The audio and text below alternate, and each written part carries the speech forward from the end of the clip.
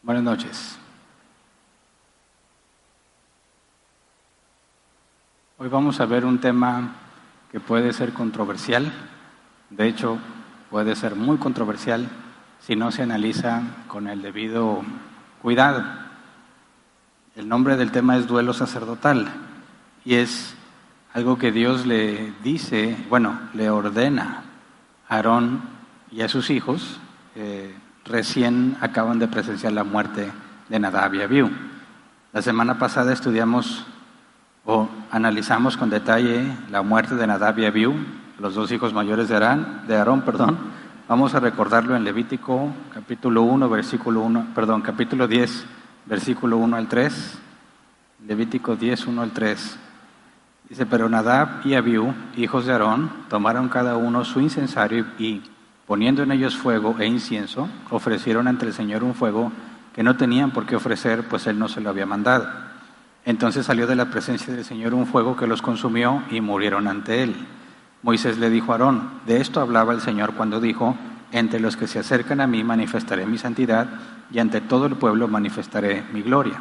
Y Aarón guardó silencio. La semana pasada nos hicimos la pregunta: ¿por qué Dios llamó a Nadab y a Abiú si sabía que los iba a matar, verdad?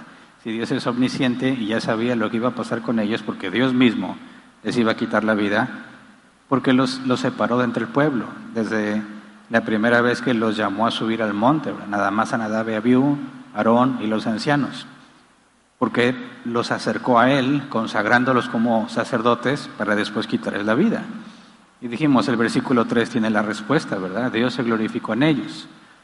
Se supone que Nadab y Abiú, por medio de la obediencia en todo el proceso de los sacrificios, en todo el ritual, tenían que glorificar a Dios, pero no lo hicieron, hicieron lo opuesto, ¿verdad? Así que Dios se glorificó en ellos.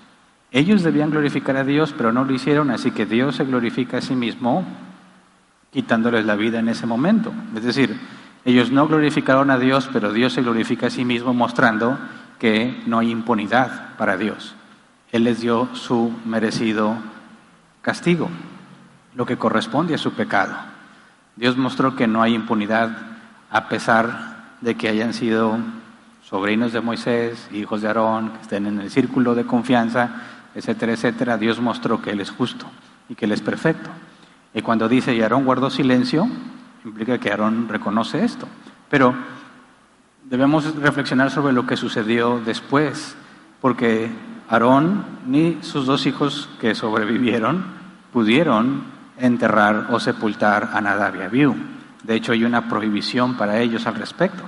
Entonces vamos a leer Levítico capítulo 10, versículo 4.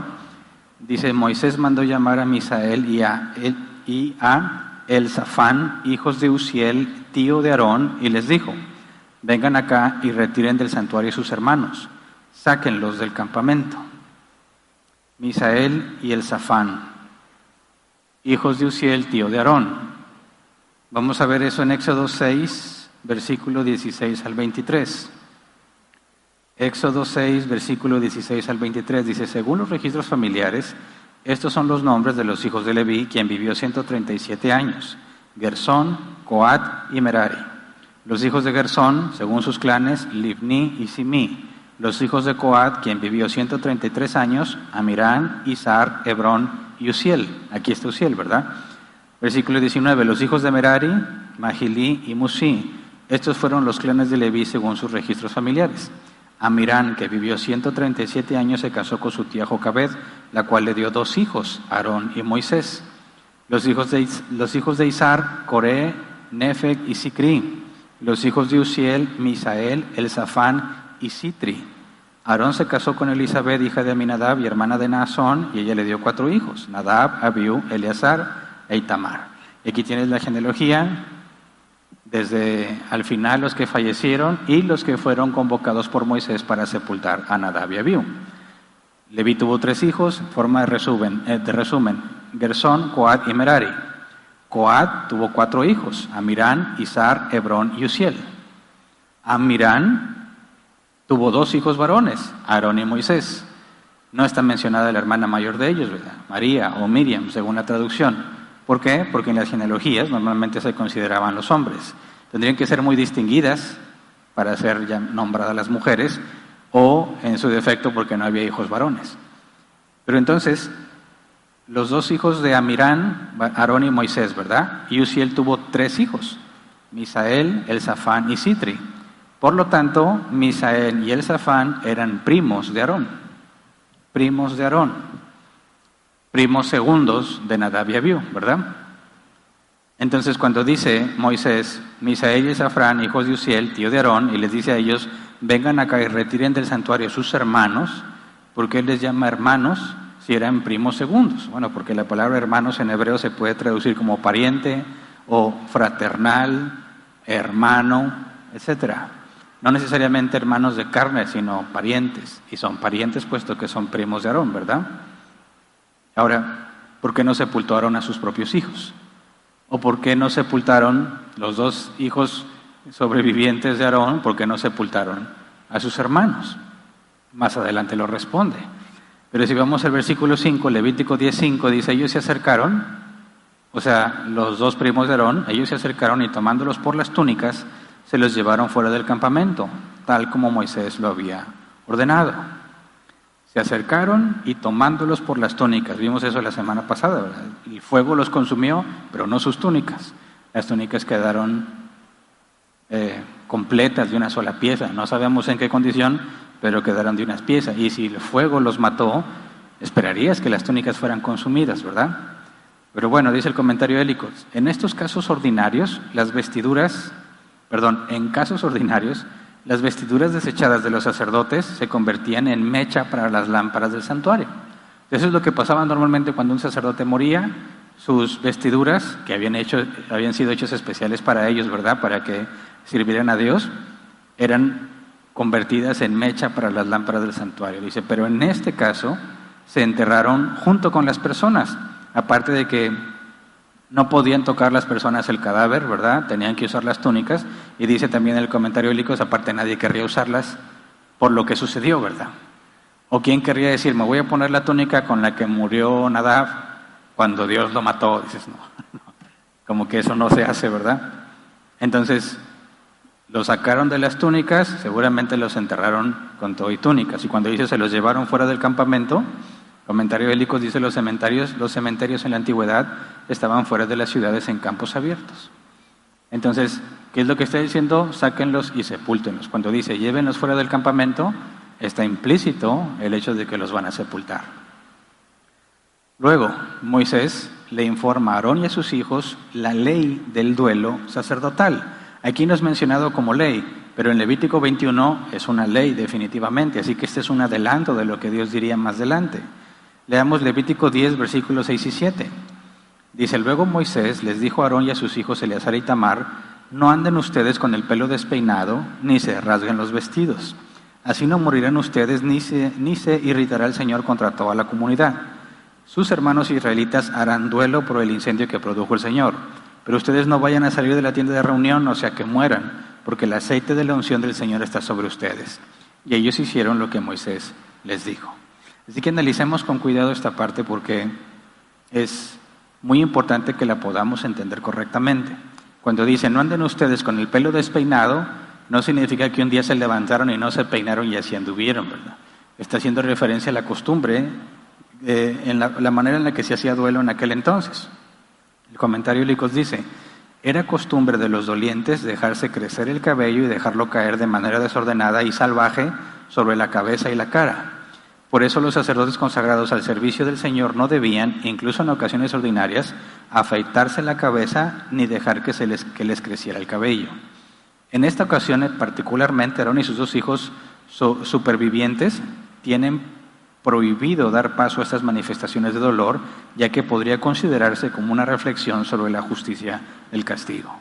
Ahora, imaginemos esto. La gente en aquel entonces le duele cuando un familiar muere, un ser querido muere, muestran cómo se sienten dejando que el cabello y la barba les crezca. Obviamente está hablando de hombres, ¿verdad? Y no se lo peinan, ¿verdad? Lo traen así todo enmarañado. Y es una manera de mostrar que están tan dolidos que no les importa lo más esencial de la higiene. Pero tienes a los sacerdotes que son consagrados ante todo el pueblo y representan al pueblo delante de Dios. ¿Cómo debería comportarse un sacerdote cuando tiene que hacer duelo? Uno dice, ustedes no deben de hacer ese tipo de cosas. También dice, ni se rasguen los vestidos, que era otra manifestación ordinaria del duelo. De hecho, cuando interrogaron a Jesús, el sumo sacerdote, cuando le preguntó si él era hijo de Dios, rasgó su vestidura, cosa que tenía prohibido los sacerdotes, sobre todo el sumo sacerdote, que hiciera. Pero aún así lo hizo, para que veas el grado de hipocresía. Con tal de acusar a Jesús, está desobedeciendo la propia ley que le correspondía como sacerdote, como sumo sacerdote. Entonces, ¿qué significa esto de que no puedes hacer lo que otros hacen cuando están haciendo duelo por un familiar? ¿A qué se debe? Aarón acaba de ver cómo sus 2 hijos murieron. Y Dios le dice, tú no puedes hacer duelo como lo hacen las demás personas. Porque Dios no quiere que ellos manifiesten su dolor como cualquier otro. ¿Por qué a él no le dolería, verdad? ¿Cuál es la razón para esta prohibición? Y el comentario les decía, al final, podría considerarse como una reflexión sobre la justicia del castigo. Entonces, piensa, si Dios hace algo que te duele, pero lo hizo porque Él es justo, ¿qué se pensaría si yo empiezo a llorar descontroladamente y dejo de hacer lo que me corresponde y ya no voy a trabajar y me vale la vida y no quiero saber nada porque me duele mucho? Esa manifestación de dolor por algo que Dios hizo, que hizo en su justicia, ¿no te parece que pone en duda el hecho de que tú consideres que realmente Dios hizo lo correcto y quizás estás mostrando que no estás de acuerdo con lo que Dios hizo? ¿Se entiende? Dice el comentario Pulpit, deben abstenerse de todos los signos convencionales de duelo para mostrar que reconocieron la justicia del castigo. ¿Se entiende? Comentario Benson, es decir, no se le debía dar importancia al dolor, no deberías llorar por ellos, en parte para que no parezca que justifica a sus hermanos y que considera a Dios como demasiado severo, y por otra parte para que no se distraiga o perturbe su presente servicio a Dios, que tenía que ser realizado con alegría. Entonces aquí me parece complicado. ¿Le dolió a Aarón que sus hijos murieran? Seguramente sí. De hecho, vamos a leer al final del capítulo, no hoy, más adelante, que sí le dolió. Pero Dios le dice, pero tú no puedes manifestar dolor como lo hacen los demás. Tu servicio debe ser con alegría. Pero ¿cómo espera que Aarón sirva con alegría, y sus 2 hijos, Itamar y Eleazar, cómo pueden servir con alegría después de lo que acaba de pasar? Bueno, resulta que lo que acaba de pasar es justicia de Dios. Y cuando tú pierdes el control por algo que Dios hizo, que fue justo, como que ya no hay congruencia, como que estás en desacuerdo con lo que Dios hizo. Y si estás en desacuerdo con lo que Dios hizo, ya no estás actuando con justicia, por lo tanto sería pecado. Entonces, en el caso de Aarón, al ver que sus hijos fueron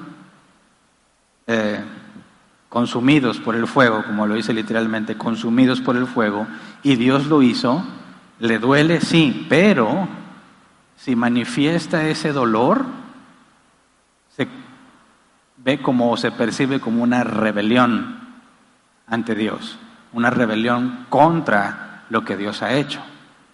Entonces, ¿Aarón debía ser un hipócrita? Y decir, me duele, pero no lo puedo mostrar porque luego parece que voy a estar en desacuerdo, así que me aguanto y tengo que servirle a Dios con alegría, pero no tengo alegría. Así que voy a disimular y voy a aparentar que estoy alegre porque luego si no Dios me mata, como más adelante va a decir, ¿verdad? ¿Cómo es que Dios te pide eso? ¿Cómo es que Dios pide que no manifiestes ningún síntoma de dolor cuando murieron tus hijos? Porque Él les quitó la vida. Está complejo, ¿no?, de entender. ¿Tú cómo reaccionarías? Porque dice, ni rasguen, bueno, le vuelvo a leer, Moisés le dijo a Aarón y a sus hijos Eleazar y Itamar, no anden ustedes con el pelo despeinado ni se rasguen los vestidos. Así no morirán ustedes, ni se irritará el Señor contra toda la comunidad. Fíjate, si ellos manifestaban el duelo como todos los demás, Dios les iba a quitar la vida, así como les quitó la vida a Nadab y Abiú. Así que si ellos se ponían a llorar y a dolerse y manifestar públicamente su dolor, Dios les dice, Moisés le dice, los va a matar Dios a ustedes y también se va a irritar contra el pueblo. ¿Pero por qué se irritaría contra el pueblo? Porque ellos son los representantes del pueblo. Tal el sacerdote, tal el pueblo, ¿verdad? Si el pueblo pecaba es como si el sacerdote pecara, pero si el sacerdote pecara es como si el pueblo pecara. Están conectados, ¿verdad? Digo, aquí es una enorme desventaja porque depende de un ser humano que también peca. Pero cuando entendemos el sumo sacerdocio de Jesús nos beneficia porque Él fue perfecto, ¿verdad? Sin mancha. Y tal es Él, tal nosotros, con Jesús sí nos conviene, como dice la carta a los Hebreos, nos convenía tener tal sumo sacerdote. Pero en el caso de un hombre común y corriente como Aarón y sus hijos, pues no creo que me convenga. Porque cuando él se equivoque es como si todos nos equivocáramos, ¿verdad? Ahora, ¿no te parece que eso es algo como que injusto? Que si se equivoca Aarón es como si si se hubiera equivocado todos los israelitas. Y bueno, se percibe como una injusticia, a menos que entiendas a qué está apuntando esa condición, ¿verdad? Y cómo es que precisamente esa misma condición nos beneficia a todos nosotros hoy en día, porque Jesús vivió una vida perfecta. Y nosotros recibimos su justicia. Él es nuestro sumo sacerdote y Dios nos ve a nosotros como si fuésemos Jesús. Por eso es que Dios se complace en nosotros. Somos pecadores. ¿Cómo se va a complacer en nosotros? Es que no es por nosotros, sino porque estamos en Cristo. Que Él es nuestro sumo sacerdote y Él hizo todo perfectamente. Así que Dios nos ve a nosotros como si fuésemos Cristo. En este mismo sentido, si Aarón se pone a mostrar su dolor como lo hacían las demás personas, todos los israelitas sufrirían las consecuencias. Pero, dice, sus hermanos israelitas harán duelo por el incendio que produjo el Señor. O sea, ustedes no, pero los demás sí. Los demás sí pueden hacer duelo. Podrían llorar y manifestar que sí, o sea, el dolor como cualquier otra persona, dejándose crecer la barba, no peinarse. Incluso había comentarios que decían que la gente tampoco se bañaba cuando estaba en duelo. Simplemente se abandonaban por completo, ¿verdad? Estaban tan tristes, tan deprimidos, que no hacían lo más básico de la higiene humana, ¿verdad? Entonces, ¿cómo es que los demás sí, pero ellos no? Dice el comentario Benson, los demás, o sea, los israelitas, podían hacer duelo por ellos, no por compasión hacia Nadab y Abiú, sino por el dolor causado por las señales del divino disgusto. O sea, no está diciendo que Aarón y sus hijos no pueden dolerse o no pueden manifestar el dolor por sus hermanos, y que los israelitas sí, porque también sería incongruente, porque si Dios hizo justicia, hizo algo bueno, porque te lamentas por lo bueno que Dios hizo. Así que los israelitas tampoco se pueden lamentar por lo que Dios hizo, sino que se entiende que se están lamentando por el disgusto divino, o sea, por lo que llevaron, o sea, ¿cuál es la consecuencia del pecado? Les duele que Dios haya tenido que glorificarse como lo hizo, por la desobediencia de Nadab y Abiú. El punto es que no puedes mostrar compasión a los que Dios justicia. No puedes mostrar compasión para aquellos sobre quienes cayó la ira de Dios. Y esto es no difícil de entender, pero difícil de procesar. Tienes que estar muy consciente de qué es una emoción tuya y cuál es el espíritu y cuál es la intención o el Espíritu Santo en ti y la manera en que deberías de estar comportándote. Puedes dejarte llevar por tu dolor, tu emoción, pero decides no hacerlo y refrenarte porque no ha sucedido ninguna desgracia, ninguna tragedia, sino que sucedió algo bueno porque Dios hizo justicia. Pero resulta que el ajusticiado es mi familiar, es mi hijo o es mi papá. Entonces, ¿cómo debemos de procesar esto? Dice el versículo 7, pero ustedes no vayan a salir de la tienda de reunión, no sea que mueran, porque el aceite de la unción del Señor está sobre ustedes. A ver, ese ritual ya lo habían acabado, ¿no? Les habían puesto el aceite y luego tenían que esperar ahí una semana completa, ¿verdad? No podían salir del santuario hasta que se cumplieran los 7 días. Este es el día siguiente, ¿verdad? Este es el 8º día. No han salido, según nuestra estimación, porque no lo dice literalmente, no han salido del santuario. Estuvieron los 7 días ahí, están haciendo el sacrificio primero del día, por consecuencia no han salido. Y luego les dice otra vez, ustedes no vayan a salir de la tienda de reunión, o sea, que mueran. Dice, oye, entonces, ¿cuánto tiempo se tienen que quedar ahí? Bueno, es que esto ya no tiene que ver con el ritual de consagración. Eso tiene que ver con no salir para asistir al funeral, por así decirlo. No pueden dejar de hacer lo que les corresponde por ir a sepultar a sus hijos, en el caso de Aarón, o sus hermanos, en el caso de Eleazar y Tamar.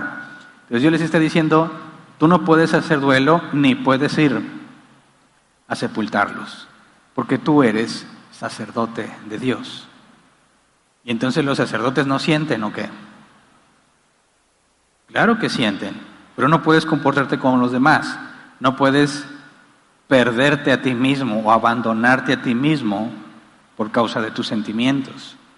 Puesto que tú te acercas a Dios y le sirves a Dios y representas al pueblo ante Dios, tú no puedes hacer eso, pero tampoco se trata de que seas un hipócrita y que trates de engañar a Dios poniendo una sonrisa en tu cara cuando por dentro estás enojado o muy dolido por lo que hizo.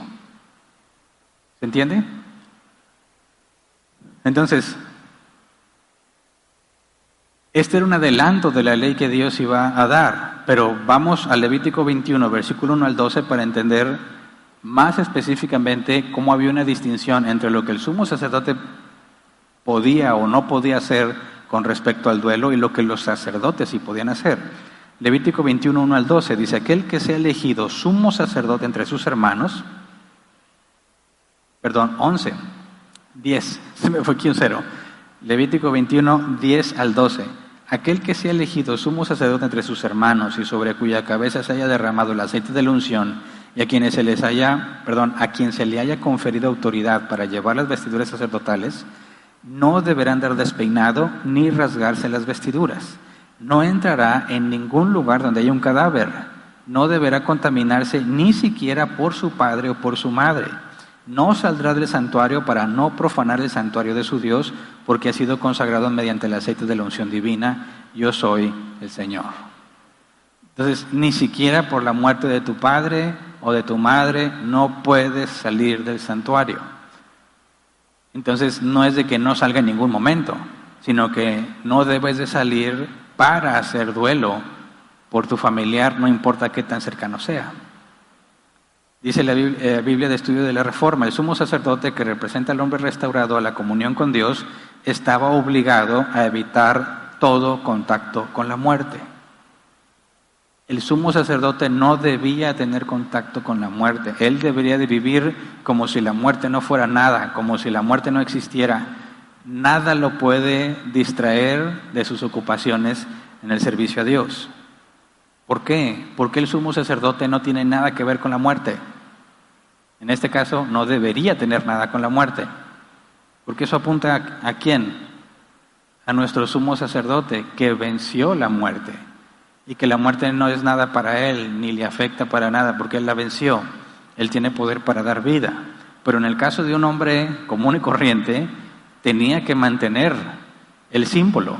El sumo sacerdote no tiene nada que ver con la muerte, no tiene contacto con la muerte. Eso apunta a nuestro sumo sacerdote, que es Jesús. Pero entonces estaba obligado a santificarse, a apartarse de lo terrenal. Ni siquiera la muerte le afectaba o debería de afectarlo, pero por supuesto que le duele, ¿verdad?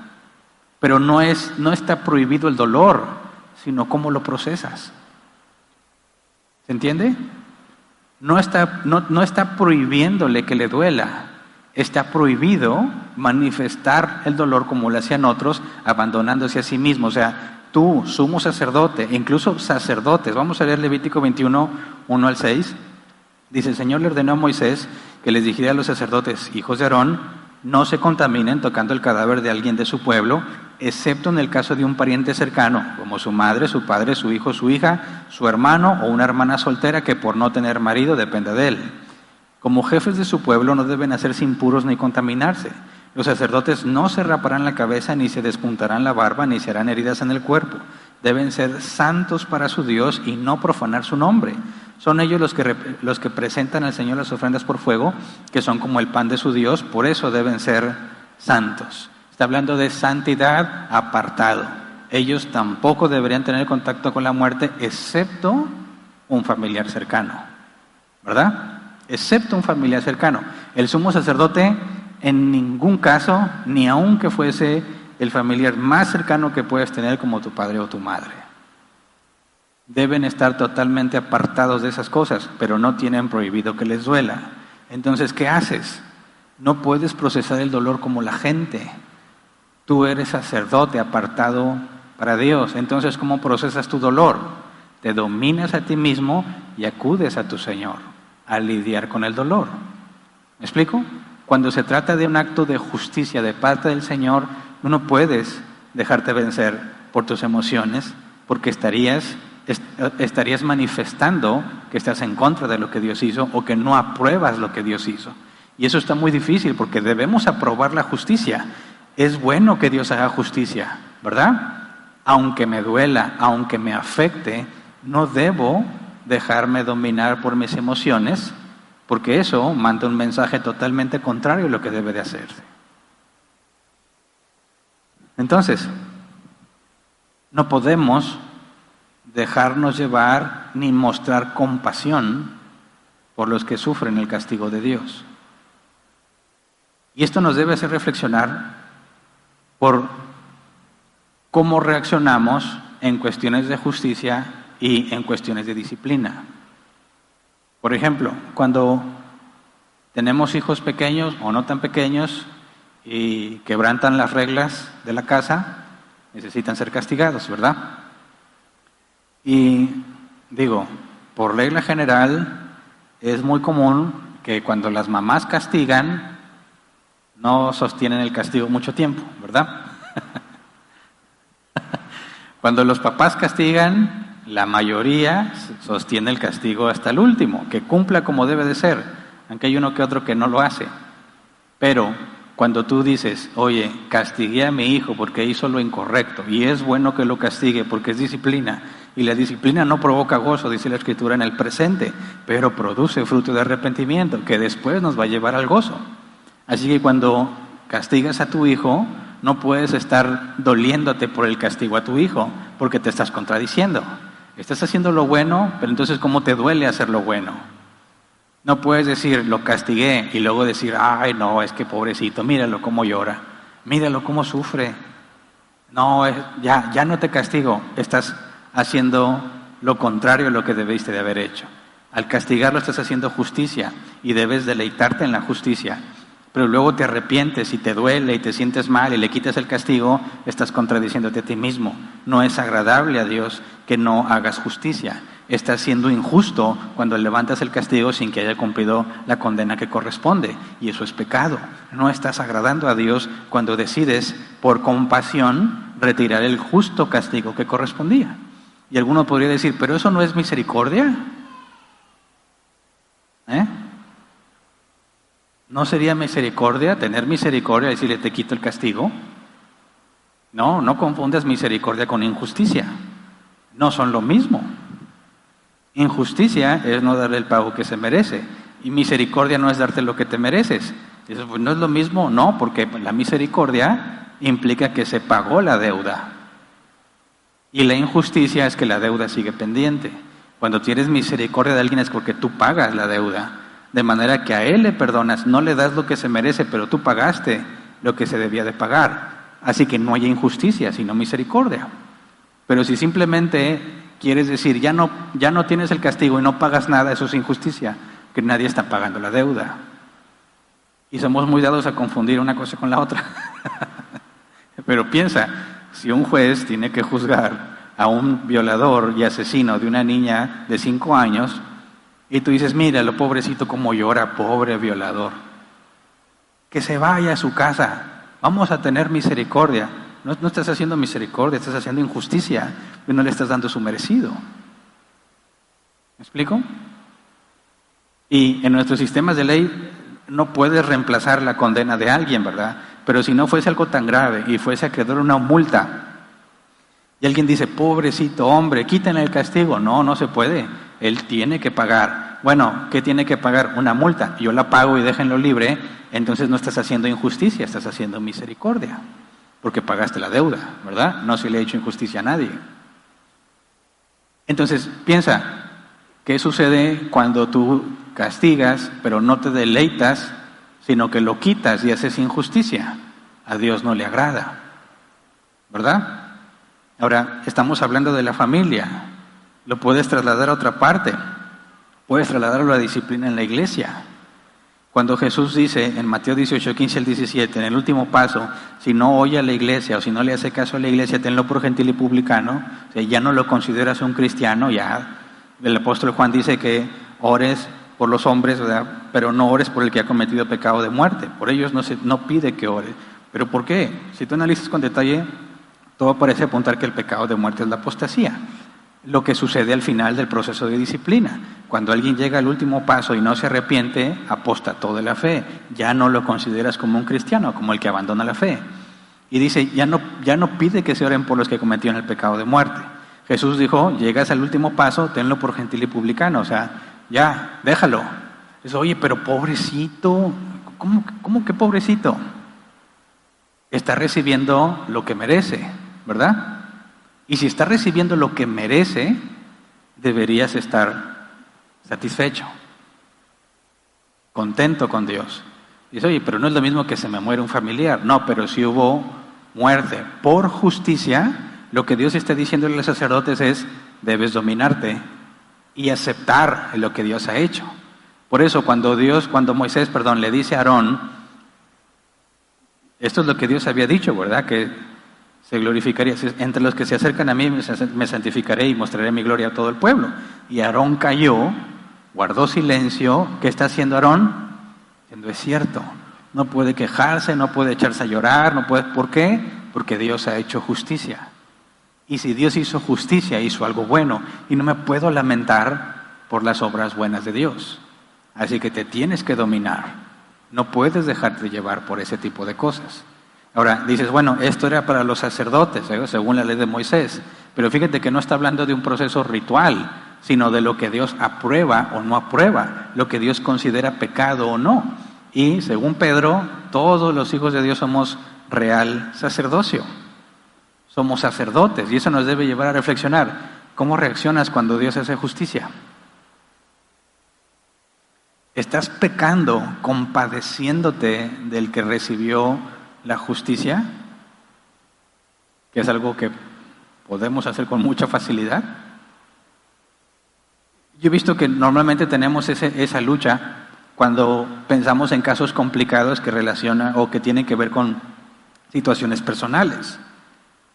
Cuando alguien de nosotros en la congregación se rebela contra Dios, no falta el que dice, pobrecito, vamos a tenerle más paciencia, vamos a darle otra oportunidad, y están dispuestos a saltarse el proceso de Mateo 18. Y normalmente se percibe como que, pues sí, es que es cierto, porque a fin de cuentas Dios es amor, ¿verdad? Y Dios ama a todos, y Dios también ama a esa persona, ¿o no? Así que vamos a darle otra chancita. Pero si ya seguiste el proceso, es más, si sigues el proceso de Mateo 18, no hay chancitas, ¿verdad? Se agotó el proceso, se agotó el recurso, la esperanza que había para hacerlo entrar en razón se acabó, ahora queda en manos de Dios. Y esa es la excomunión. Y no podemos estar lamentándonos por el que fue excomunicado. Porque entonces estarías diciendo, Dios, como decía el comentario Benson, me hace que estás exagerando, eres demasiado severo. ¿Qué significa que alguien sea muy severo, demasiado severo? Que el castigo fue desproporcionado, que no correspondía. La pregunta es, ¿puede ser Dios muy severo? ¿Demasiado severo? ¿Podría Dios castigar desproporcionadamente a alguien? Por supuesto que no, porque eso sería injusticia. Entonces fíjate cómo estamos llamados a tener conciencia de nuestras emociones y detenerlas para no pecar cuando tenemos la tendencia a compadecernos del que está recibiendo la justicia porque tenemos un lazo emocional con ellos. Ahora, piensa, vamos a Apocalipsis 21, versículo 1 al 4. ¿Qué tiene que ver Apocalipsis con esto? Mira, Apocalipsis 21, 1 al 4. Después vi un cielo nuevo y una tierra nueva, porque el primer cielo y la primera tierra habían dejado de existir.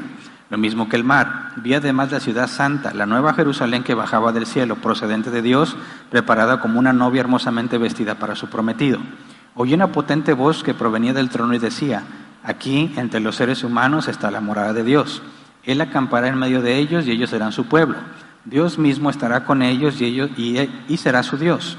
Él les enjugará toda lágrima de los ojos, ya no habrá muerte, ni llanto, ni lamento, ni dolor, porque las primeras cosas han dejado de existir. ¿Ok? En cierta manera se parece, ¿verdad? Dios está entre los israelitas, su morada está entre ellos.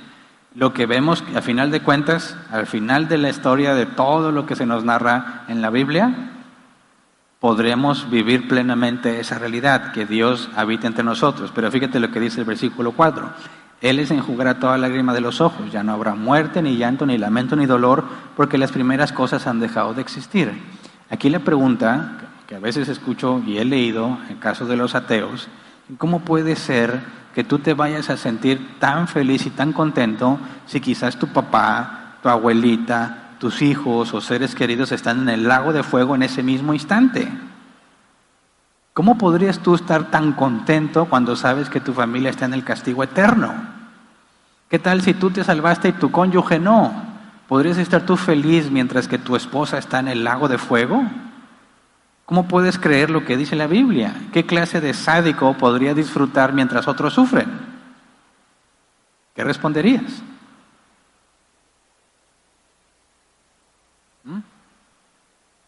Bueno, es precisamente lo que estamos estudiando en la ley del duelo de los sacerdotes. Si Dios hizo justicia, hizo algo bueno, ¿verdad? Y yo no tengo por qué lamentarme que Dios haya hecho algo bueno. Obviamente, en ese momento del tiempo, nuestra perspectiva no va a ser la que tenemos ahorita, ¿verdad? Vamos a tener mucha más información. En ese momento sabremos que todos los que fueron echados al lago de fuego pasaron por el tribunal, el juicio del gran trono blanco, y fueron hallados culpables. Y sabremos, y quizás presenciaremos, que ninguno de ellos quiere estar con Dios, sino que aborrecen a Dios. Cuando dice la Escritura que ahí está el lloro y crujir de dientes, el crujir de dientes era la expresión del odio hacia otra persona.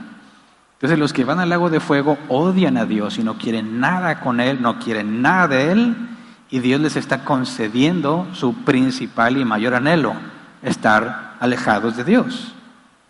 Y Dios les da lo que merecen sus obras, y no están en desacuerdo, porque odian a Dios y no quieren estar con Él.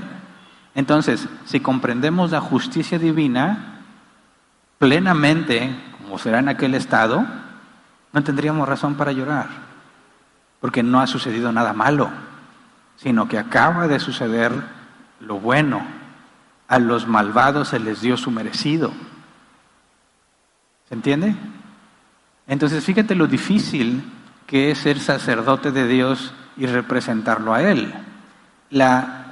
La dureza, no en un sentido negativo, sino en un sentido positivo, la dureza o la firmeza para decir, yo no me voy a lamentar cuando Dios hizo justicia. Y si alguien tuvo que ser excomunicado, la firmeza que se requiere para decir, amén, eso es lo mejor, y ya, aunque sea alguien muy cercano a ti. ¿Me explico?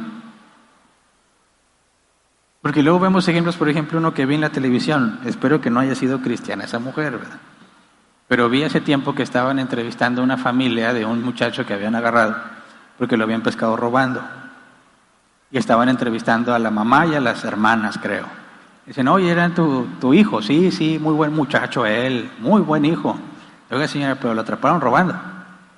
Sí, pero no tiene nada de malo, él como quiera ayudaba a las personas y él era muy buena gente y siempre traía comida a la casa y no era un buen hijo. Oye, señora, pero le agarró la policía y lo encontró con toda la evidencia. Pues sí, pues era ratero, pero como quiera era muy buena gente, ¿verdad? Y le entrevistaron a las hermanas y no, él era muy buena gente porque a veces sí robaba, pero a veces le regalaba a otros lo que se robaba. No era malo, también se drogaba, sí, se peleaba también, pero él nunca hablaba mal de nadie. Y entonces están en desacuerdo de que lo hayan metido a la cárcel porque lo encontraron robando. ¿Cómo puede ser que estés en desacuerdo porque se haya hecho la justicia? El único que está en desacuerdo cuando se hace justicia es el malvado. Por consecuencia, cuando tú manifiestas desacuerdo por algo justo, estás rebelándote contra Dios, que es justo. Estás en contra de la justicia de Dios. Y si fueses un sacerdote en la ley de Moisés, podías morirte tú y el pueblo llevaba consecuencia por tu pecado. Así que, ¿qué clase de hombre tenía que ser un sumo sacerdote? Tiene que ser un hombre con dominio propio, ¿verdad? Que no se puede dejar llevar por las emociones, a grado de hacer algo contrario a lo que Dios ha hecho, a grado de manifestar siquiera duda de la justicia de Dios. Así que se requiere mucho del Espíritu Santo, porque el dominio propio es un fruto del Espíritu Santo. Pero estos hombres no tenían necesariamente el Espíritu Santo, ¿verdad? Hombres naturales. Y como mencionaba un comentario, que durante el segundo templo, dice el comentario de Licos, esta ley se observó estrictamente durante el segundo templo. Cuando un sacerdote oficiante se enteró de la muerte de un pariente, no abandonó el santuario por temor a que pareciera que amaba más al muerto que al Dios vivo.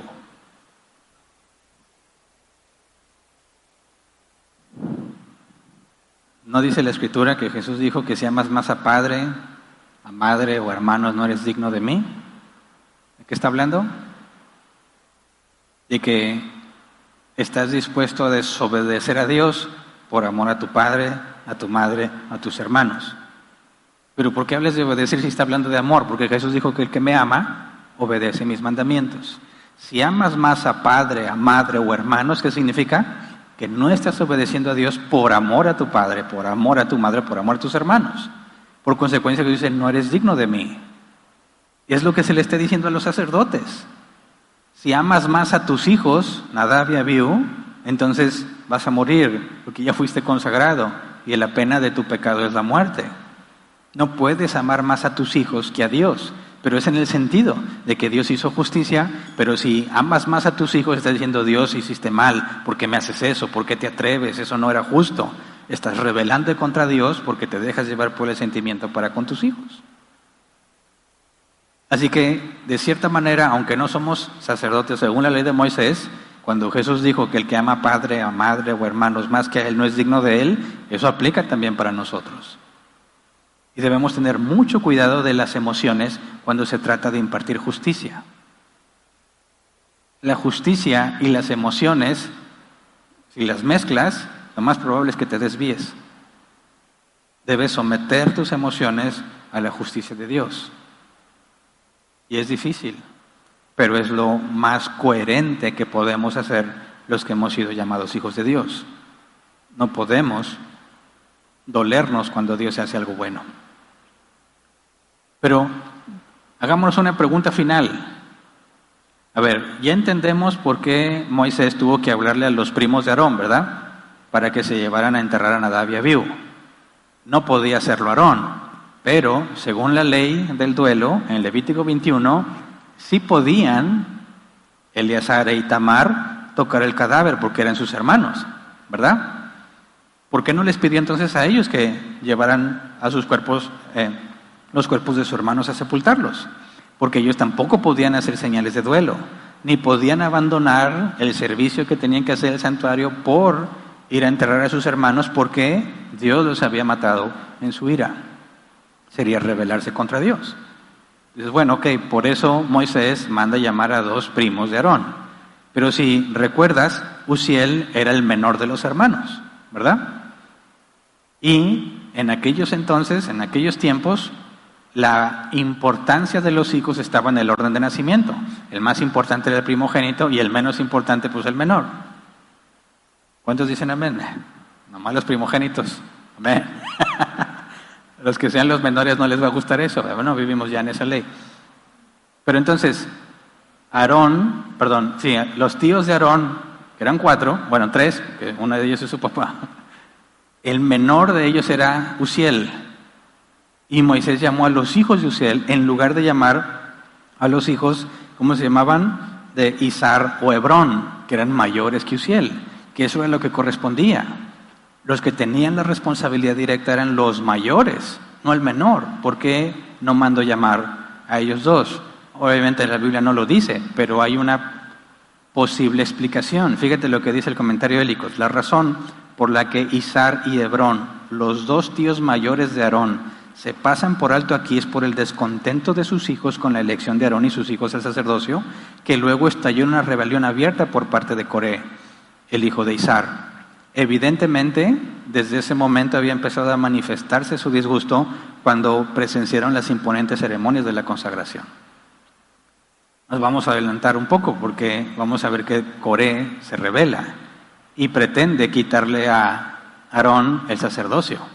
Incluso se quejan contra Moisés. Dicen, ustedes quieren hacer todo, ya párenle, vamos a escoger a otros mejor, vamos a decidir entre el pueblo, porque ustedes tienen que hacer todo. Y bueno, más adelante estudiaremos cómo procede Moisés ante semejante problema. Pero Coré era primo de Aarón también. Y ahí están presenciando lo que sucedió. ¿Por qué Moisés no los manda a llamar a ellos? Lo que dice el comentario de Helicos es que muy probablemente ya se evidenciaba el descontento que más adelante llevaría a la rebelión, que le costó la vida a todos los que se rebelaron. Entonces, para nosotros, no estamos bajo la ley de Moisés, pero tenemos la misma indicación. Si amas más a padre, a madre o hermanos que a Dios, no eres digno de Dios. ¿Cuántas veces has reaccionado de forma incorrecta ante la justicia de Dios? Ante lo que es justo. Bueno, eso es pecado. Estás manifestando la indignidad que tienes. Obviamente siempre que pecamos mostramos que somos indignos, ¿verdad? Pero en este punto particular, ¿cómo debemos mostrar congruencia por más doloroso que sea? Escuchamos de hijos que crecieron en hogares cristianos y de repente dicen, soy homosexual y ya no quiero saber nada de Dios. ¿Cómo debes de lidiar con tu hijo así? Debes de decir, pobrecito mi hijo, no, lo que le vaya a pasar, si es expulsado de la congregación, si le va mal, si Dios permite que le pasan cosas malas, pobrecito mi hijo, no, Dios es justo. Tal vez Dios le plazca por medio de ese juicio traerlo al arrepentimiento. No lo sabemos, pero no puedo compadecerlo porque se lo merece. Pero como padres va a ser muy complicado dominar los sentimientos, pero estamos llamados a ser congruentes. Por eso, cuando vemos que una persona es dura o es muy fría, no podemos deducir en automático que está mal, ¿verdad? Hay que entender la razón por la cual no manifiesta sus emociones como cualquiera lo haría. No siempre el frío, el que no se deja llevar por el que siente, el que no se compadece, no siempre está haciendo mal. Algunas veces, no sé, no todas, será lo que la congruencia indica que se debe de hacer. Así que no confundamos, porque hay muchos cristianos emocionales que al ser emocionales pasan por buenas gentes. Al ser emocionales, la gente dice, mira qué bueno es, ¿no? Porque esa muestra de compasión puede ser contraria a Dios.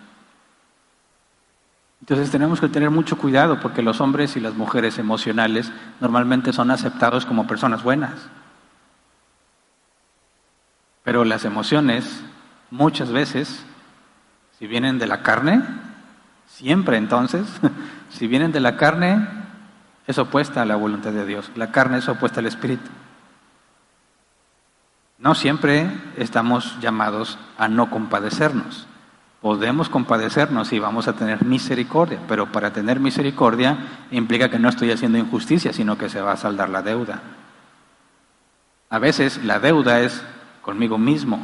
Cuando perdonas al que se arrepiente, tú estás pagando el precio del dolor de la ofensa, o la pérdida material, o la pérdida económica. Cuando perdonas, no estás haciendo injusticia porque tú absorbes el costo. Pero ten mucho cuidado de confundir la injusticia con misericordia y querer dejar sin su castigo merecido al que lo amerita sin pagar la deuda en nombre de la compasión. Eso no es agradable a los ojos de Dios. Así que se requiere dominio propio, tener controladas nuestras emociones y no confundirlo con una dureza innecesaria. Estamos llamados también a manifestar los altos atributos de Dios, no nada más la justicia.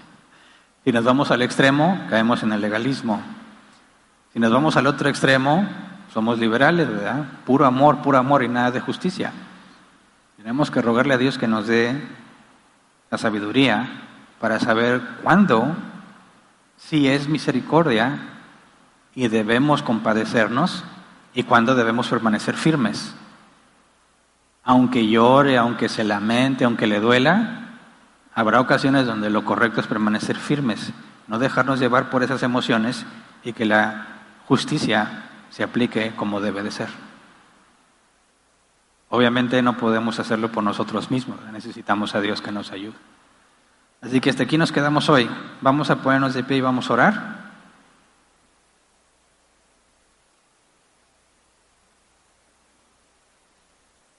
Todos pasaremos este día que leímos en Apocalipsis 21, en el mejor de los casos pensando que todos son salvos, ¿verdad?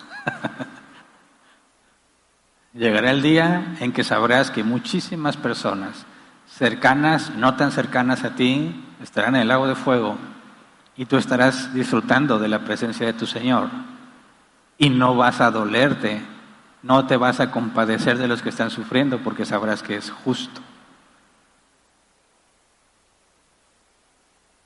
No vamos a preocuparnos en aquel día por quién está en el lago de fuego, porque sabremos que Dios ha hecho justicia. Ahora puede ser complicado comprenderlo e incluso tratar de aplicarlo, pero cuando estemos en ese momento nuestro cuerpo no será ¿verdad? Será un cuerpo glorificado. No habrá nada en nosotros que nos lleve al mal. No podremos pecar. Y que a eso me refiero, que el entendimiento que vamos a tener en aquel entonces sobre la justicia de Dios es muchísimo mayor al que podamos entender en esta vida, ¿verdad? En este cuerpo. Pero mientras llegamos allá, debemos rogarle a Dios que nos permita ser congruentes, dominar nuestras emociones y saber discernir cuando el castigo es justo y debemos permanecer firmes aunque duela, y cuándo sí debemos ser movidos a misericordia. Que Dios nos dé la sabiduría cuando llegue el momento de decidir. Así que vamos a orar. Señor, queremos pedirte perdón por las ocasiones en que hemos manifestado descontento cuando tú has hecho algo bueno. Cuando en lugar de alegrarnos, Señor, porque hiciste lo correcto, nos lamentamos, pensando que fuiste demasiado severo. Perdónanos, Señor, por pensar tan neciamente. Permítenos comprender y saber distinguir cuándo debe aplicarse justicia y cuándo debemos dar misericordia. Ayúdanos a no confundir injusticia y misericordia. Ayúdanos a ser firmes cuando debemos serlo y ayúdanos a ser compasivos cuando debamos serlo, Señor. Son tantas las posibilidades de equivocarnos que te rogamos que nos permitas permanecer fieles. Que podamos entender el sentido, Señor, del mandato, de no hacer duelo como los demás, porque nosotros estamos ante ti, Señor. Porque nosotros te servimos a ti. Nuestra comprensión de tu justicia debe ser mucho mayor que la de cualquier otra persona, Señor. Todos tus hijos somos llamados sacerdotes. No hay entre tus hijos algunos que sean sacerdotes y otros no. Todos somos sacerdotes. Ayúdanos a ser congruentes, Señor, a poder gozarnos cuando haces justicia, sin dejarnos llevar por sentimientos, Señor, que nos tientan a considerar que quizás está siendo demasiado severo. Ayúdanos también a dar una explicación cuando ese momento llegue. Cuando algunos nos pregunten, ¿cómo puede ser que no te duelas? ¿Cómo puede ser que no tengas compasión? Ayúdanos a explicar qué es tu justicia y por qué debemos regocijarnos cuando tú haces justicia. Y concédenos también, Señor, no ser duros cuando no debemos serlo. A ser movidos a compasión cuando corresponde, Señor, cuando podemos pagar la deuda. Cuando está en nuestras manos, Señor, resarcir el daño. Ayúdanos a ser movidos a compasión y a misericordia, pero bajo ninguna circunstancia, Señor, nos concedas o nos permitas, mejor dicho, hacer injusticia confundiéndola con misericordia. Danos la gracia, Señor, para soportar los momentos difíciles cuando hay que elegir entre una y otra.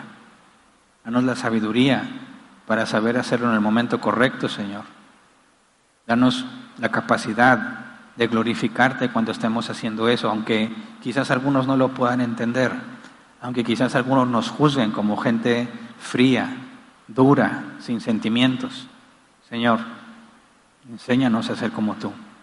Cuando tú reprendiste al hipócrita, cuando tú reprendiste al incrédulo, al rebelde, cuando tú confrontaste, Señor, a los que se decían siervos tuyos, pero los llamaste sepulcros blanqueados.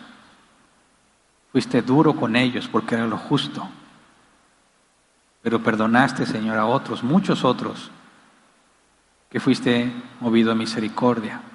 Enséñanos a ser como tú. Poder ser firmes cuando se requiere, Señor, y compasivos cuando es necesario. Pero que en ninguna circunstancia nos dejes a nuestros propios pensamientos, a nuestros propios deseos, porque te desobedeceremos, Señor. En lugar de glorificarte, mancillaremos tu nombre, porque está en nuestra naturaleza hacer lo opuesto a lo que tu Espíritu Santo desea. Por eso te rogamos, Señor, que nos ayudes a permanecer firmes cuando sea necesario. Gracias de antemano. Amén. Pueden sentarse. Pasamos a la sección de preguntas.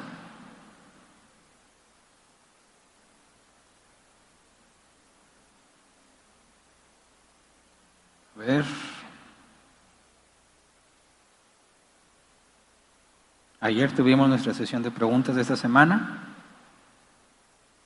así que hasta dentro de 2 semanas nos vuelve a tocar. Por lo pronto aquí el día de hoy hay varias preguntas que voy a empezarlas a leer. Está el código QR para que te registres en el grupo de WhatsApp si no lo has hecho. Si estás en línea puedes escribir tus preguntas en los comentarios de Facebook o de YouTube.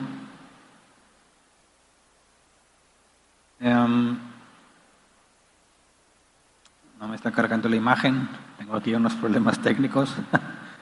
Bueno, voy a dejar aquí que la procese mientras brinco la siguiente pregunta. Dice Brian Zúñiga: buenas noches, pastor. En mi caso me identifico con este suceso ya que mi hermano ya falleció y quisiera saber qué conductas podrían ser desagradables a nuestro Señor aplicadas en nuestro tiempo. Podrían ser tradiciones tradiciones del mundo, dígase Día de Muertos, visitar su tumba, hablar con ese ser que ya no está, caer en depresión o en ansiedad, etcétera, etcétera, que por lo regular es lo que pasa con los no creyentes. Siendo honesto, no hay días que me da tristeza, nostalgia recordarlo y no quisiera estar pecando en contra de Dios. Bueno, mira, como lo mencioné, no tenemos prohibido sentir. Lo que está prohibido es dominarte por esos sentimientos, ¿verdad? Entonces, cuando nos duele, no podemos dejarnos llevar como cualquier persona lo haría, sino que ese dolor tenemos que llevárselo a Dios, en el sentido de que tenemos que desahogarnos con Dios y rogarle a Dios: Señor, ayúdame a entender que tus propósitos son buenos y que cuando decides quitarle la vida a alguien es lo mejor que pudo haber pasado, aunque no lo pueda comprender en esta vida. En lugar de decir, ya no me importa la vida, y como en el caso de aquellos tiempos, ya no me peino, ya no me baño y no me importa nada, eso no es lo que corresponde a un hijo de Dios. El hijo de Dios procesa su dolor con Dios, confiando en Dios, hablando con Dios, no abandonándose a sí mismo porque no puede contenerse. ¿Me explico? Entonces, cuando alguien cercano a nosotros muere, no hay ningún problema en reconocer que nos duele su partida, pero no es para nada lo mismo que deprimirme porque no está. ¿Me explico? Entonces, en el caso de tu hermano, me dices, hay momentos en los que te acuerdas y te duele. Bueno, ese dolor no es algo desagradable para Dios, no es algo contrario a Dios, siempre y cuando tengas contenido esa emoción y que no te desvíe de lo que es correcto. Entonces, cuando pensamos en la muerte de alguien, tenemos al menos 2 alternativas. Decir, ¿por qué ella no está aquí? ¿Cómo sería si estuviera aquí? Qué bien sería que él estuviera viviendo este momento. Y lo único que haces es hacerte daño a ti mismo, porque te estás tú mismo poniendo en una situación donde vas a considerar que no era justo que él se fuera. El otro camino es decir, Sí, me duele, pero es lo mejor. La Escritura afirma que todos tenemos los días contados. Nadie se adelanta, nadie se atrasa. Todos se van justo cuando Dios dijo. Y se van porque ya cumplieron su tarea. Si eran hijos de Dios, llegaron al fin de su carrera, llegaron a la meta. No eran hijos de Dios, bueno, Dios está en cierta manera quitando la maldad en el mundo, ¿verdad? Era el mejor momento para que Él se fuera. Dios fue justo. Entonces tienes que recordarte a ti mismo lo que la palabra dice para que puedas procesar correctamente las emociones. Acuérdense que hace varios meses estudiamos, el pecado no es la emoción sino el sentimiento. El sentimiento es la emoción dejada libre, ¿verdad? Dejamos que la emoción se convierta en un sentimiento y el sentimiento es nuestra responsabilidad. El dolor es una emoción. Lo que permitimos que esa emoción nos debe hacer se convierte en un sentimiento. Eso es lo que está mal, el sentimiento, no la emoción. Y debemos tener cuidado de procesar correctamente los sentimientos. El sentimiento es una emoción procesada por el cerebro, te lleva a una conclusión. Por eso, cuando tenemos la emoción, debemos recordarnos a nosotros mismos lo que dice la Escritura para que sea un sentimiento correcto, algo que glorifica a Dios, algo que nos lleva a ser agradecidos con Dios, aunque aún no lo podemos entender. Si nada más procesamos nuestra emoción con cosas que no son bíblicas, nos lleva a llevar a un sentimiento incorrecto. Así que ese es el cuidado que debemos de tener. Ya se cargó la imagen. Dice Yacel Ramírez, cuando Dios le dijo a Aarón que su descendencia no bebiera ni vino ni sidra, ¿quiere decir que Nadab y Abiú podrían haber estado tomados cuando entraron en el tabernáculo? Eso no lo vimos hoy, ¿verdad? Si Dios quiere lo veremos la otra semana, así que no puedo responder algo que todavía no estudiamos. Siguiente, Carmina. Buenas noches, pastor. Si una persona murió, pero sí creía en Dios, se encomendaba a Dios, pero desgraciadamente nunca conoció la doctrina bíblica, ¿esas personas definitivamente sí se pierden?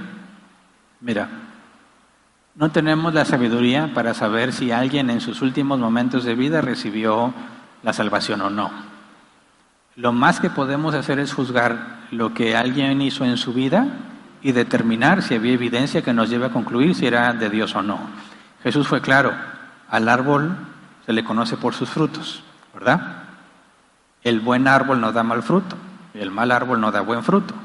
Por sus frutos los conoceréis, dijo Jesús. Entonces, examinamos la vida de las personas no pensando en qué tanto pecado había, porque el pecado sigue presente aunque seamos salvos, ¿verdad?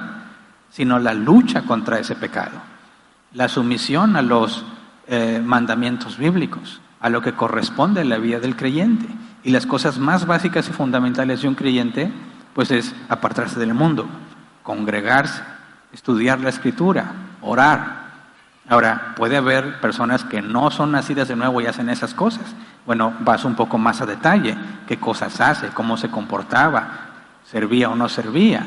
¿Tenía los frutos del Espíritu Santo en su vida o no? Y aún así muchos se confundirían. No podían detectar a Judas cuando Jesús hablaba de un traidor. Y ahí ya queda fuera de nuestro alcance. Dios en algún día, en aquel día, más bien dicho, no en algún día, en aquel día manifestará la obra de cada quien. Cuando nos encontremos con Él, que los recibamos en las nubes, ahí vamos a saber con certeza quiénes serán de Dios.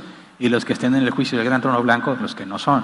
Por ahora, lo que basta decir es que no tenemos la sabiduría, ni todo el conocimiento que se requiere para decir con toda certeza si alguien al morir no alcanzó salvación. Podemos decir, nada indica que haya sido salvo, pero tal vez Dios tuvo misericordia de él, ¿verdad? Siguiente.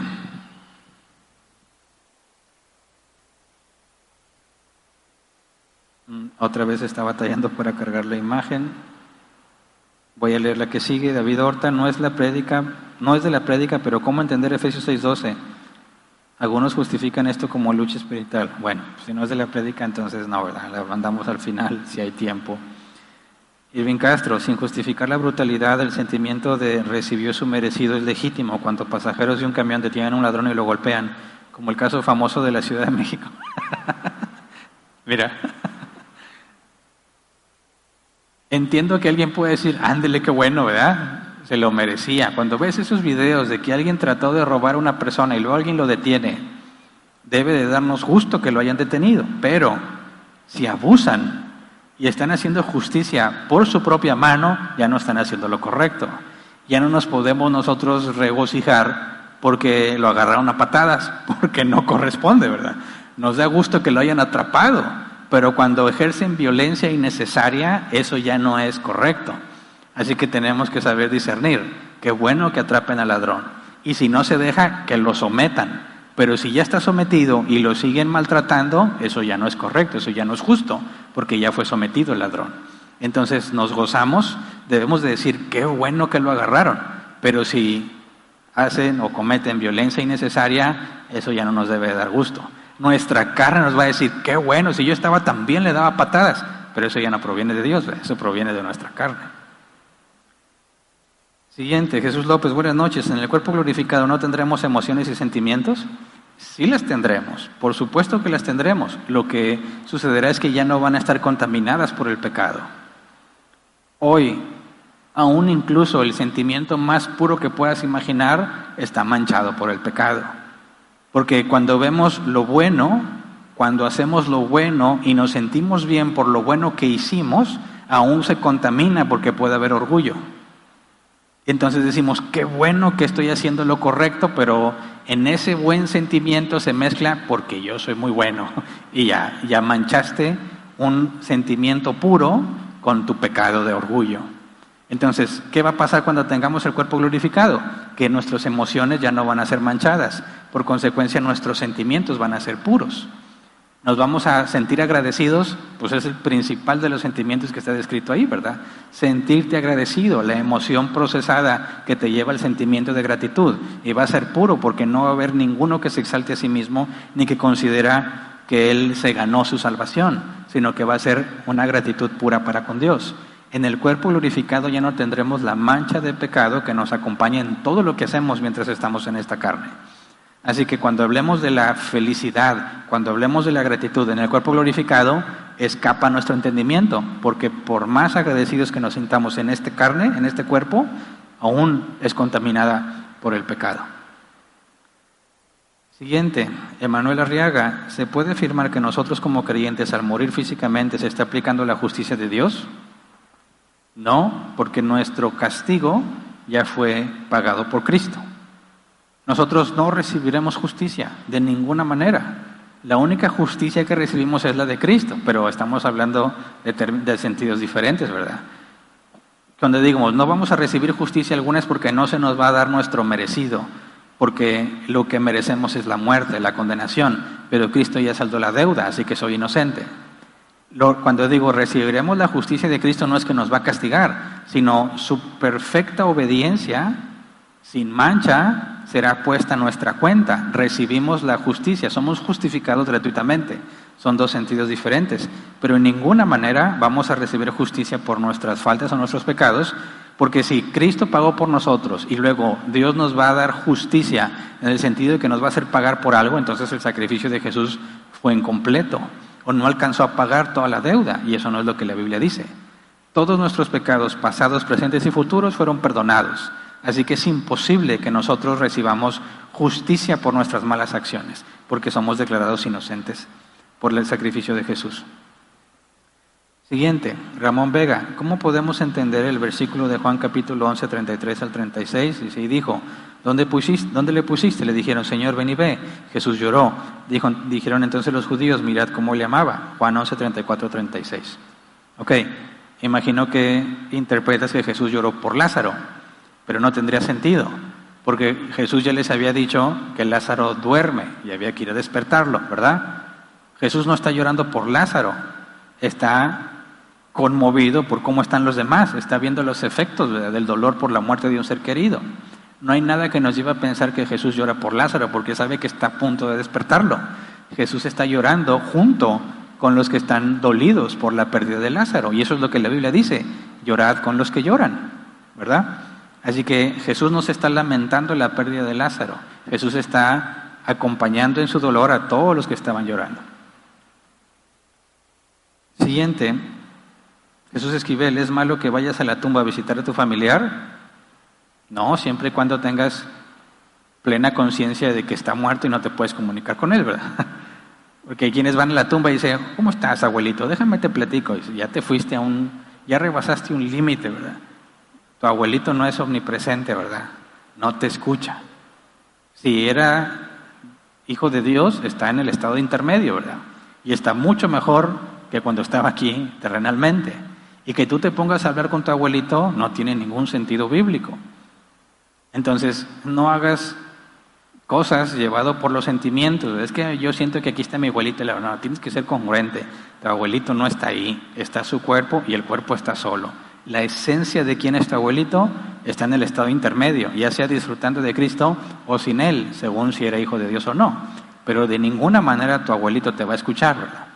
Y dices, bueno, es que sí me consuelo a mí mismo como si aquí estuviera. No, estamos llamados a someter las emociones y actuar en congruencia, no dejarte llevar y estar diciendo cosas que la Biblia en ninguna manera justifica, ¿verdad? A eso me refiero con que tenemos que ser firmes cuando hay que ser firmes y no dejarte llevar por las emociones, por más doloroso que sea. Siguiente, Nora Hernández. Pastor, en mi caso yo sentí compasión del que me ofendió y faltó al respeto. La familia de esa persona me pidió no exponer el caso en la iglesia, yo lo perdoné, pero primero lo exhorté de acuerdo a la palabra. Pero no volví a la congregación porque ya no me sentía a gusto estando ellos allí y hasta hoy no he podido platicar con nadie de mi congregación sobre lo que pasó. Bueno, mira, obviamente faltaría muchísimo contexto para entender o para darte una respuesta apropiada a tu pregunta, pero con la poca información que tengo, no puedes tú simplemente deducir que le tienes compasión a alguien que realmente mereció justicia, ¿verdad? Dices, bueno, yo absorbí el costo, pero si hablamos del perdón, bíblicamente hablando, el perdón es una restauración, ¿verdad? No puedes decir que perdonaste a alguien, pero no puedes verlo o no puedes volver a estar con él. Dice, sí, estoy diciendo, puedo llevarme con él, puedo estar con esa persona, pues debo servirle como corresponde, porque aún a nuestros enemigos somos llamados a amarlos. No disfruto de su presencia. Bueno, eso es válido, ¿verdad? Podemos no disfrutar la presencia de muchas personas, pero decir, no, yo ni siquiera quiero estar ahí, eso implica que no ha habido un perdón, no ha habido una restauración. Y si son hermanos en Cristo, el proceso de la disciplina está diseñado para la restauración, no para deshacernos del pecador, ¿verdad? Sino para que haya restauración y no haya división en la iglesia. Como lo cuentas, la iglesia se dividió en el sentido estricto de que tú y esas personas ya no pueden estar juntos. Quedó una división, de manera que el proceso que se hizo no fue el correcto. Si se sigue el proceso bíblico, tiene que haber arrepentimiento. Y Lucas... creo que es Lucas 17, si no me equivoco, dice, si tu hermano peca contra ti y se arrepiente, perdónalo. Entonces no estamos llamados simplemente a decir, bueno, tenemos compasión y ya. No, bíblicamente hablando tenemos que ver evidencia de arrepentimiento. Quizás simplemente la pura manifestación inicial que parece indicar que está arrepentido. Más adelante podría ser que no sea cierto, pero visiblemente para ti tiene que haber suficiente evidencia de que hubo un arrepentimiento. Esto implica que es un cambio. El arrepentimiento no es remordimiento, ¿verdad? Arrepentirse no es decir me siento mal por lo que hice. Arrepentirse es no hacerlo ya. Entonces cuando tú dices que le tuviste compasión y lo perdonaste, pero ya no quieres estar ahí, entonces eso no fue perdón. No fue restaurada la relación, lo que indica que el proceso fue incorrecto. Ahí se tiene que examinar específicamente qué es lo que se debió haber hecho para asegurarse que hay un arrepentimiento, resarcir el daño, saldar la deuda para poder hablar entonces de misericordia. Si no, las cosas se hacen mal y así quedan fracturadas las relaciones y no existe bíblicamente el concepto del perdón porque no hay unidad. Se acabó el tiempo, ¿verdad? Ok, quedaron ahí preguntas pendientes. Bueno. Dentro de 2 semanas tendremos oportunidad nuevamente de tener sesión de preguntas y respuestas. Paso entonces a los avisos. Mesa del Señor con Ágape, este próximo sábado a las 7 p.m. Saben que la semana pasada tuvimos la primera sesión. Por cuestiones de aforo tuvimos que partirla en 2 para poder tener el Ágape. Así que este sábado a las 7 tenemos la segunda sesión. Se deben de registrar aquellos que no vinieron a la primera vez, ¿verdad? Que aquí va a haber un pequeño problema porque no se agotaron los lugares en la primera sesión. Esto implica que va a haber personas que si se registran todos ya no van a alcanzar lugar porque no vinieron en la primera. Y de hecho fue lo que les aconsejé, no lo dejen para la segunda, porque podía pasar precisamente eso, que si no se llenaban los lugares de la primera, Para la segunda no iba a haber capacidad para todos. Y este es uno de los sacramentos que tenemos que obedecer. Así que es imperativo que los hijos de Dios celebren la mesa del Señor. Y como miembro del Árbol Plantado es obligatorio que asistas para mostrar tu obediencia a Cristo. Así que este 30 de octubre es la última sesión en esta ocasión y puesto que no va a haber lugares para todos, los primeros que se registren van a poder hacerlo y obedecer. Siguiente, la comida será de traje, recuerden traer para compartir, no olvides traer tu agua o refresco, nosotros proporcionaremos los vasos y el hielo. Acuérdate que según 1 Corintios la gente traía comida para compartir, no porque tenga hambre. Pablo dijo, si tienes hambre, come en tu casa. Así que el propósito no es venir a saciar el hambre, el propósito es venir a convivir. Y el sábado pasado la pasamos muy bien, vimos a muchos por primera vez sin cubrebocas, una gran sorpresa. Y en esta ocasión, como la anterior, vamos a revolver también a las personas, las familias no se sientan juntas. Claro que si tienes niños chiquitos, pues ellos van a estar contigo. Pero si tus hijos son adolescentes o más grandes, los vamos a repartir. La idea es que todas las personas se revuelvan y queden en una mesa con alguien que no se conoce, o sea, que no se relaciona normalmente, para que aprovechemos la oportunidad de conocernos. Somos muchos, no nos conocemos incluso porque por el cubrebocas no podemos más que verle los ojos y no podemos reconocerlo de nuevo, así que es una excelente oportunidad para cumplir con el mandamiento de tener comunión unos con otros. Así que trae comida para compartir, en la entrada se las das a los sugieres, también para tomar. Tú piensa en ti, qué es lo que tú ibas a comer. Si vas a venir tú y tu familia, trae lo que tú y tu familia comerías y si puedes, un poco más, para que los sugieres distribuyan la comida. También hay que aclarar, no necesariamente te vas a comer lo que tú trajiste. Porque cuando lo entregas a los sugieres reparten en charolas cerradas con todas las normas de higiene debidas y las ponen en las mesas, las distribuyen aleatoriamente. Entonces cuando te sientes va a ser una sorpresa que te vas a comer. Hay de todo, ¿verdad? Entonces nos aseguramos así que nadie sea menospreciado por la comida que trajo, porque no va a haber oportunidad de que tú escojas qué comer, sino que se va a repartir de forma aleatoria y comerás lo que Dios destinó que comieras, ¿verdad? Por último, no olvides registrarte, o sea, la mesa del Señor, ser puntual al llegar, los niños se sentarán con sus padres, ya lo expliqué.